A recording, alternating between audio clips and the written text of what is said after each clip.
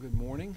Welcome to this edition, the March 28th edition of our weekly market update. I'm Pat McClatchy, and as you know, if you follow us, we are looking at export sales that have just come out.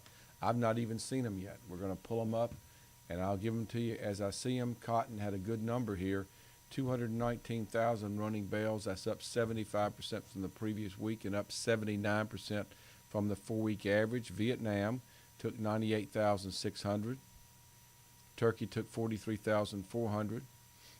China took 36,600. Looking through for new crop sales very large, 175,600, with Bangladesh taking 118,800, China taking 32,700, Indonesia taking 12,300.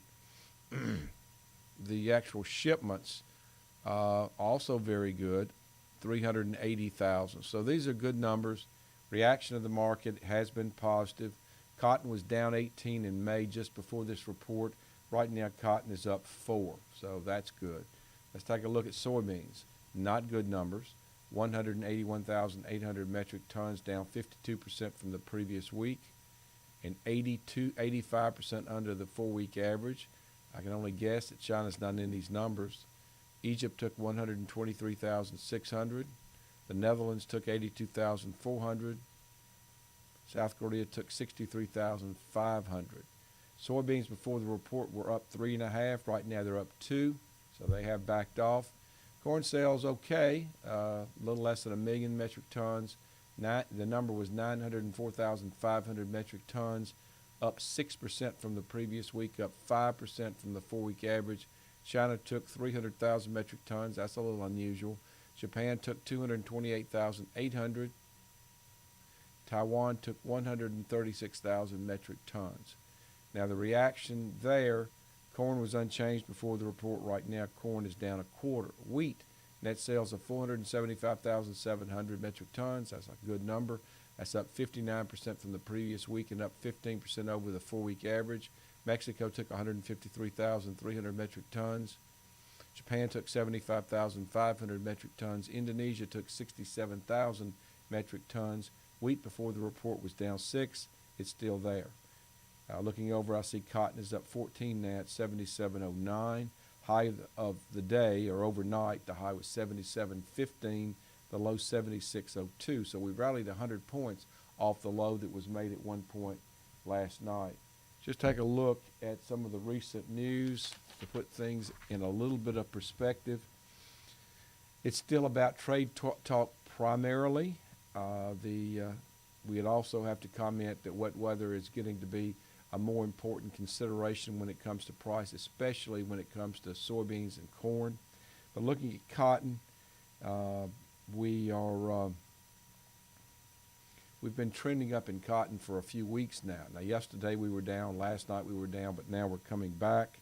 Looks like it's probably profit taking. We took out or got above here a week ago the 100-day moving average. That's typically a benchmark that defines the trend for most traders. If you're above the trend line, that particular moving average of 100 days, then that means the trend has turned up. Well, the key is you want to stay above that trend for a couple of days. We've been above it. We were above it for a week. We did get back below it last night, but we're clearly back up above it right now. So technically, that looks good. We still have to talk mostly about a trade agreement and what that means, and we'll do that in just a second. But let's take a look at what we could see happening, and we definitely have seen short covering in cotton. The big funds that have been heavily short all of agriculture. They were betting that agriculture was going to get bad and stay bad. They have been covering or buying back their short positions in cotton, and that's a large part of why we've moved higher. And I think it's been nervousness over the trade agreement being worked out, and that's caused those guys to come out of their positions. I think some of them now are actually getting long the market. So that's been the story in cotton. What to expect now, we're just waiting on seeing what the trade agreement might bring. With this opportunity, I would advise people to take a look at hedging December cotton, because we're going to get good plantings in cotton.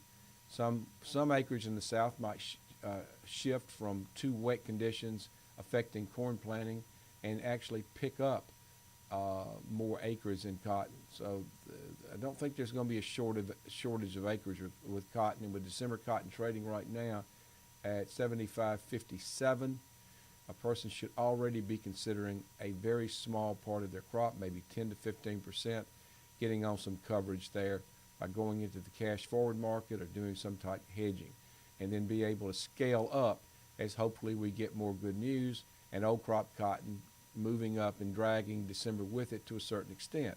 Something to take advantage of. This is a big deal, and you should really focus on this and get some hedging done. Let's talk about soybeans, corn, and wheat. In those crops, it's still about a trade agreement, but it seems like lately it's been more about weather. The wet weather in the Midwest and the South are postponing the planting or the preparation of the land to plant corn. And so by default, if we get past a certain date, that some of that land is going either to cotton in the South or soybeans in the Midwest. And that is something that I think the market has been adjusting to. That's why soybeans have struggled some, because of the feeling there are going to be more soybeans planted than had been thought. So what to expect? If we do get a trade agreement, I think soybeans and new crop can move to $10. I think December corn, new crop corn, can move up into the $4.15 level. Right now, new crop corn is trading at $3.97 3/4. November soybeans are trading at $9.25.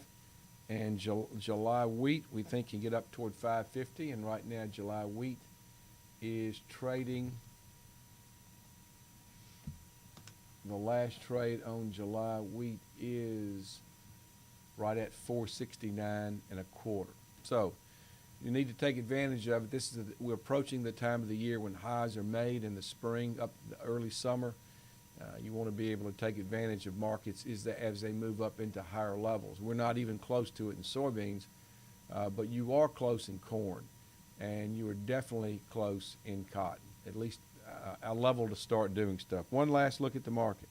Cotton right now is up 3 at 76.98. We've got soybeans up 2.5 at 8.90. That market was up, then it backed off some. Corn is up 1/4. It's a little higher on the day, and wheat is down 5 3/4. It's a little firmer than it was before these reports. So that's it. Thanks for joining us for this edition of the Ag Market Network Weekly Market Report, and we'll talk to you later.